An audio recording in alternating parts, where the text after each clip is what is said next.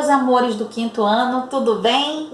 Hoje nós vamos estudar geografia. Vamos abrir o nosso livro lá na página 50 e vamos ler a respeito da litosfera, certo? A litosfera é a camada sólida da Terra, localizada em sua porção mais externa. A superfície da litosfera é formada por diferentes tipos de rocha e de mineral que constituem o solo. Os principais minerais são o silício, o alumínio e o magnésio. Já as rochas são divididas em vulcânicas ou magmáticas, metamórficas e sedimentares. Então, olhem aqui qual é a litosfera. A litosfera é essa parte mais azulzinha aqui, a parte mais externa da camada da Terra, certo? Nós temos aqui essa parte mais azulzinha, cinza, é a litosfera, ou chamada também de crosta. Aí embaixo tem o manto superior, aí mais embaixo é dentro, isso aqui é dentro da Terra, tá? O manto inferior, temos o núcleo externo, a parte mais externa do núcleo, e temos o núcleo interno. Esse núcleo mais externo, ele é líquido, e o núcleo mais interno, ele é sólido, quer dizer, é duro, e o outro é líquido, magma, não é? Aquela pasta mais líquida que tem dentro da Terra, tá bom? Então, a litosfera, de onde nós estamos falando, é essa parte mais fininha aqui da camada, essa parte mais externa do lado de fora da Terra, tá bom? Então, muito bem. Sua profundidade varia entre 50 e 100 quilômetros. E sua temperatura amena garante a vida dos seres. Temperatura amena significa uma temperatura que não é alta, nem muito baixa. Ou seja, é razoável, nem é super quente, nem é super frio. É na superfície da litosfera que vivemos e encontramos os oceanos, os mares e a vegetação que conhecemos. É uma camada que está em permanente mudança devido à ação dos agentes internos, de dentro, e agentes externos, de fora.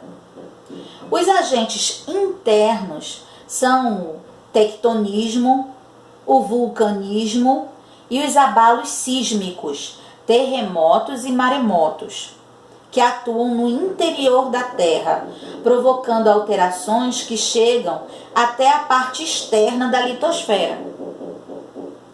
Os agentes externos correspondem aos fenômenos atmosféricos, como os ventos, as precipitações, quer dizer, chuvas, as temperaturas, as águas correntes, entre outros. E a ação antrópica humana. A ação antrópica é a ação do homem sobre a natureza. Os agentes internos do relevo. Chamamos de tectonismo os movimentos das placas tectônicas, que são blocos gigantes de terra que formam a litosfera e que, ao se movimentar, movimentam tudo que está sobre eles, ou seja, em cima deles. Buscando explicar esses movimentos, em 1967, o cientista James Morgan e outros pesquisadores criaram a teoria da tectônica de placas, afirmando que placas flutuam sobre o magma, substância pastosa e de temperatura elevada, situada no manto terrestre, camada seguinte à litosfera. Quer dizer, aqui embaixo no manto superior, nós já temos uma camada pastosa, certo? E essa camada pastosa está abaixo dessa camada endurecida, que são essas placas tectônicas. Então, essas placas ficam meio que flutuando aí, como se a gente estivesse flutuando na água? Pois é, viram que a gente não fica muito parado? Pois é, essas placas também não vão ficar tão paradas assim. Só que o movimento não é como o nosso, tão rápido, é bem lento. Mas mesmo sendo movimentos lentos, causam para a gente mudanças que às vezes podem ser bem perigosas. Ainda de acordo com essa teoria, existem regiões nas quais as placas se aproximam ou se afastam entre si. Ao se aproximar, as placas criam zonas de convergência, nas quais ocorre fricção, uma encosta na outra. De uma placa sobre a outra, ocorre fricção de uma placa sobre a outra. Ao se afastar, as placas criam zonas de divergência, nas quais ocorre o afastamento entre as placas. Os movimentos das placas tectônicas ocorrem devido às forças do interior da Terra. Essas forças podem gerar movimentos de orogênese e epirogênese. Os movimentos de orogênese são movimentos que causam dobramentos na superfície terrestre devido à plasticidade das placas, elas não são tão duras assim.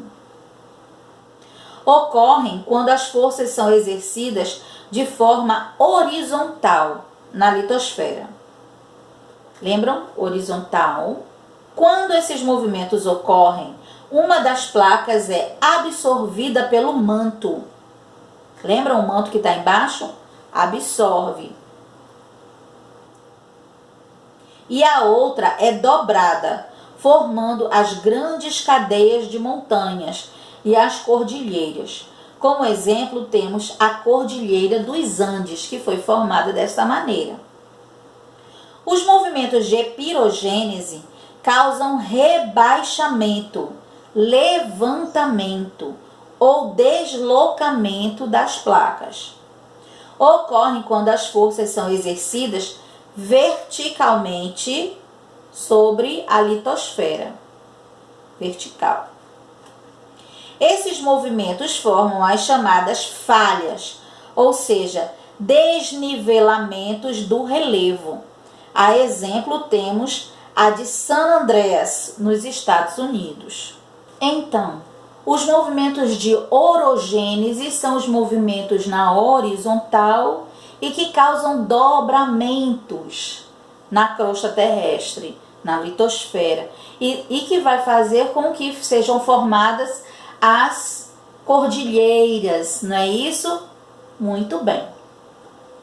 E os movimentos de epirogênese são movimentos com forças na vertical, não é? E que vai fazer com que a nossa crosta terrestre tenha falhas, né? Tenha desnivelamento, uma fique mais alta e outra mais baixa, entendem? Pois muito bem. Vamos lá. Vamos para a página 53. Outros importantes agentes internos do relevo são os abalos sísmicos e o vulcanismo. Os abalos sísmicos são fenômenos de sismo, ou seja, de vibração, causados pelo movimento das placas tectônicas, dos gases no interior da Terra e por atividades vulcânicas. Quando ocorrem em terras emersas, são chamados de terremotos. Terras emersas são aquelas que estão sem água para cima, tá? Embora no Brasil não hajam incidências recentes de terremotos, em algumas localidades podem-se sentir tremores de terra. Os locais onde os tremores de terra ocorrem com mais intensidade são as regiões Norte e Nordeste, porém com pouca frequência. Quando ocorre no assoalho marinho, ou seja, lá no mar, no chão do mar, né? Os abalos sísmicos são chamados de maremotos, podendo formar os tsunamis, ondas gigantes que causam grande destruição ao atingir áreas ocupadas pelo ser humano. O vulcanismo é a liberação do magma do interior da Terra para a superfície, né? Aquela parte pastosa, ela força e sai. Além da lava quente que devasta tudo por onde passa, os vulcões costumam liberar grande quantidade de fumaça, poeira e gás. Atualmente não há registro de vulcões ativos no Brasil. Aí tem uma menina falando, a maior ocorrência de tsunamis está no Oceano Pacífico. O oceano que banha a costa brasileira é o Oceano Atlântico, certo? Vamos lá na página 55. Observe a imagem. Círculo de fogo do Oceano Pacífico. Então, olhem essa linha vermelha que está aí, que é o círculo de fogo, certo? No Oceano Pacífico. Vejam que ele pega aqui a costa contrária, a costa oeste da América do Sul. Ele passa pela placa do Caribe, a placa norte-americana, a placa euroasiática, certo? Desce pela placa das Filipinas e passa pela placa australiana, mas não muito perto, mais para dentro do mar, tá? Então esse aí é o chamado Círculo de Fogo do Oceano Pacífico.